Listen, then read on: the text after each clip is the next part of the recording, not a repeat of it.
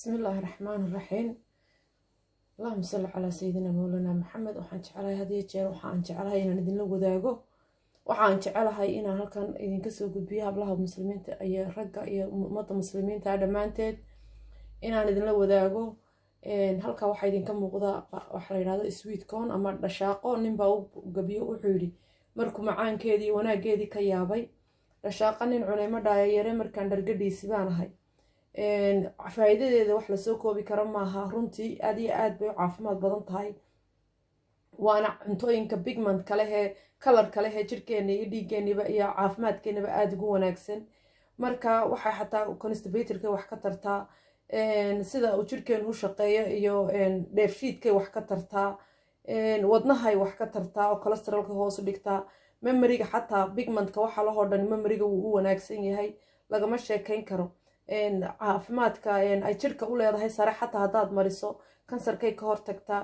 dhiigay kordhisaa vitamin A baa ku jirto fishan indhihii u wanaagsan nimcadeeda lagama koobi karo iyo K baa ku jira halkana waxa idinka muuqda oo aad idinku muuqda imika waxa weeyaan tuna salad baan ka sameynaya wanaagsan oo aad cunto kaga maarmayso waan isku darayaa saladka tuunaha waxaynu ognahay isagu inuu number 1 cunto yahay aad iyo aad caafimaadkiisu omega 3 buu leeyahay wixii memoryga iyo maskaxda iyo jirka iyo dhiigga iyo wax walba waa ku dhan yihiin wuxuu wax ka taraa xataa weight loss-ka dadka doonaya vitamin A baa ku jira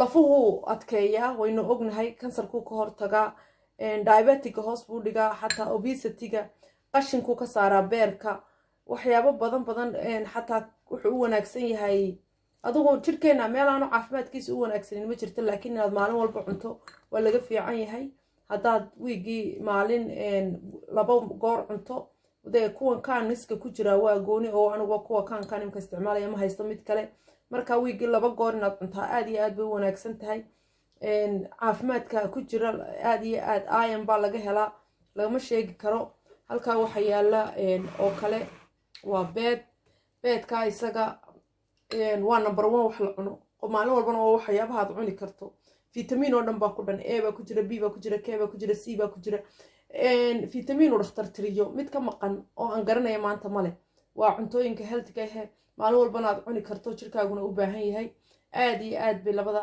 u wada fiican yihiin marka waxaan idin la sheer garayn lahaa marka aan sameeyo aniga idin tusaya salad baan ka sameeyaa waxaan doonaan ku darsadaa sidiisa aan cunaan qado uga dhigtaa madiibadkan aan isku geynayaa saddexdoodaba egg ridaysaa toonihii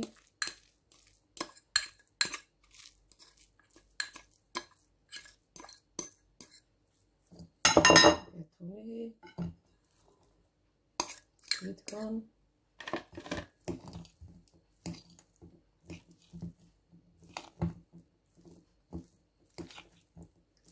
salad xaqiibo leh waxa doontaad ku cunaysaa hadaad doonto mayonnaise yar baad ku dari hadaad doonto waad ka dayn sidiisaad ku cuni healthy eating. بسم الله الرحمن الرحيم.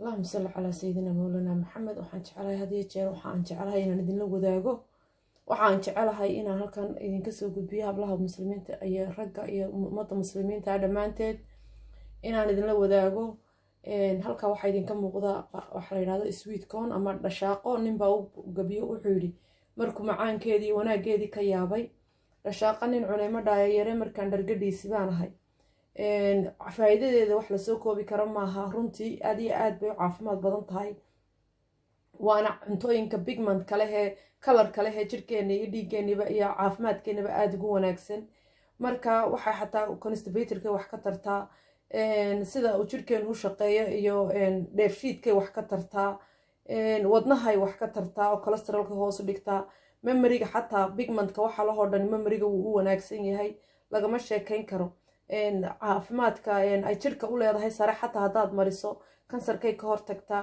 dhiigay kordhisaa vitamin A baa ku jirto fishan indhihii u wanaagsan nimcadeeda lagama koobi karo iyo keebaa ku jira. halkana waxaa idinka muuqda oo aad idinku muuqda imika waxa weeyaan tuuna salad baan ka sameynaya wanaagsan oo aad cunto kaga maarmayso. waan isku darayaa saladka. tuunaha waxaynu ognahay isagu inuu number 1 cunto yahay. aad iyo aad caafimaadkiisu de omega 3 buu leeyahay, wixii memoriga iyo maskaxda iyo jirka iyo dhiigga iyo wax walba waa ku dhan yihiin. wuxuu wax ka taraa xataa weight losska dadka doonaya. vitamin A baa ku jira. lafuhu adkeeyaa, waynu ognahay kansarkuu ka hortagaa. diabetiga hoos buu dhigaa, xataa obesity-ga qashinkuu ka saaraa beerka. waxyaabo badan xataa wuxuu u wanaagsan yahay. adigu jirkeena meel aanu caafimaadkiisa u wanaagsanin ma jirto, laakiin inaad maalin walba cunto waa laga fiican yahay. haddaad wiigii maalin 2 goor cunto, dee kuwan kaaniska ku jira waa gooni oo anigu kuwa kaan imka isticmaalaya ma haysto mid kale. marka wiigii 2 goor inaad cuntaa aad iyo aad bay u wanaagsan tahay. caafimaadka ku jira aad iyo aad iron baa laga helaa, lagama sheegi karo. halkaa waxa yaala oo kale waa beedka isaga waa number 1 wax la cuno oo maalin walbana waa waxyaabaha aad cuni karto. vitamin oo dhan baa ku dhan. A baa ku jira, B baa ku jira, K baa ku jira, C baa ku jira. vitamin uu dhakhtar tiriyo mid ka maqan oo aan garanaya maanta male. waa cuntooyinka healthiga ah maalin walbana aad cuni karto, jirkaaguna u baahan yahay. aad iyo aad bay labada u wada fiican yihiin. marka waxaan idinla sheergarayn lahaa marka aan sameeyo, aniga idin tusaya. salad baan ka sameeyaa, waxaan doonaan ku darsadaa. sidiisa aan cunaa qado uga dhigtaa. madiibadkan aan iskugu geynayaa saddexdoodaba.